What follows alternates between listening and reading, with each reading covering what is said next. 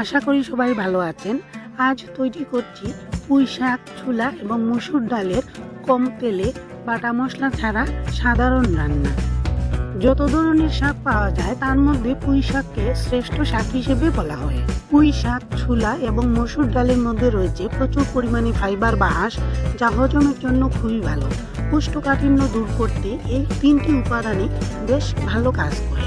পুঁই শাকে রয়েছে প্রচুর পরিমাণে vitamin A, B, C, zinc, potassium, calcium, iron, folic acid সহ অন্যান্য উপাদান। গ্রাম বাংলার অধিকাংশ বাড়িতেই পুঁই শাকের গাছ রয়েছে।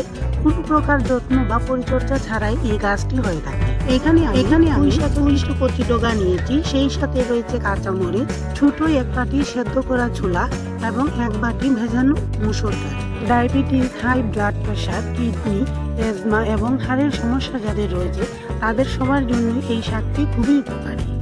বিশেষ করে বাচ্চাদের ব্রেন ও গ্রোথ ডেভেলপমেন্টের জন্য এই শাক খুব ভালো কাজ করে।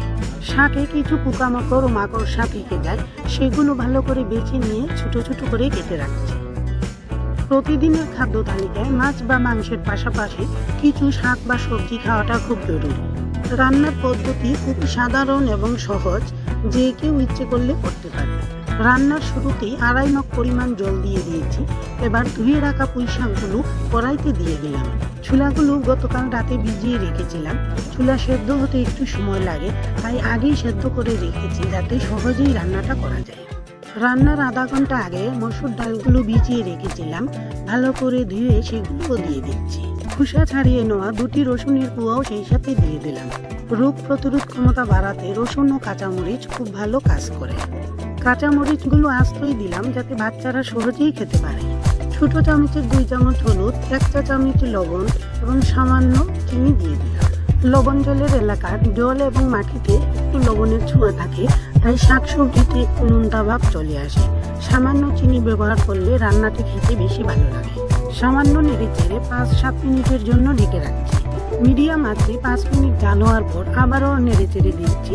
ডাল ভালো করে সেদ্ধ হবে না, একটু শক্ত শক্ত থাকলে পুঁই শাক এবং ছোলা খেতে বেশি ভালো লাগে। আরও 2-3 মিনিট মিডিয়াম আঁচে চুলার উপরে রেখে ভালো করে নেড়েচেড়ে দিচ্ছি যাতে সমস্ত উপকরণগুলো ভালো করে মিশে যায়। এবার কড়াইটা চুলা থেকে নামিয়ে তরকারিটা গামলায় ঢেলে রাখছি। যেহেতু গরমকালের রান্না, তাই সামান্য তেল এবং জিরা ফোড়ন দিয়েই তরকারিটা ফোড়ন দেব। এই রান্নাটি যেমন পুষ্টিকর তেমনি স্বাস্থ্যকরও বটে। কড়াইটা ভালো করে ধুয়ে আবারও বসিয়ে দিলাম। কড়াই গরম হয়ে আসলে তাতে সামান্য তেল দিয়ে 1 চা চামচের অর্ধেক জিরা ফোড়নে তরকারিটা দিয়ে দিলাম।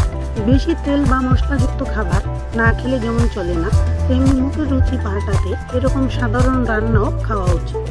ফোড়ন দিয়ে হালকা নেড়েচেড়ে আবারও 2-3 মিনিটের জন্য ঢেকে রাখছি। যে কোনো রান্নায় তেল বা মশলার পরিমাণটা পরিবারের সদস্যদের স্বাস্থ্যের কথা ভেবেই ঠিক করতে হবে। বাড়িতে ছোট বাচ্চা বা বয়স্ক মানুষ থাকলে ঝালের পরিমাণটা কম দিলে ভালো হয়। আমি 2টা ঝাল টলে দিলাম, বাকিগুলো আস্তই থেকে এলো। প্রয়োজনে সবাই পাতেই টলে নিতে পারেন। শাক জাতীয় যে কোনো রান্না আমরা রাতে খাই না, কারণ এতে হজমের সমস্যা হয়, তাই সকাল বা দুপুরের মেনুতেই রাখলেই ভালো হয়। কম আঁচে আরও 1-1.5 মিনিট চুলায় রাখার পর তরকারিটা নামিয়ে রেখেছি। ছোলা, মসুর ডাল ও পুঁই শাক 3টা খাবারই খুবই পুষ্টিকর, তাই পরিমাণে একটু কম খেলে হজমের কোনো সমস্যা হয় না। অ্যালার্জি, বাত ও কিডনি রোগীদের জন্য ও যাদের রক্তে ইউরিক অ্যাসিডের পরিমাণ বেশি রয়েছে তাদের জন্য এই খাবারটি না খাওয়াই ভালো। মাছ বা মাংস যতই খাই না কেন, প্রতিদিনের খাদ্য তালিকায় সামান্য শাক বা সবজি রাখাটা খুব উপকারী। রোগ প্রতিরোধ ক্ষমতা বাড়ায় এবং আয়ুও বাড়ে। পরবর্তী ভিডিওগুলো সহজভাবে পেতে চ্যানেলটিকে সাবস্ক্রাইব করে রাখুন। সবাই ভালো থাকবেন, সুস্থ থাকবেন, সেই প্রার্থনায় আজকের রান্না এখানে শেষ করছি।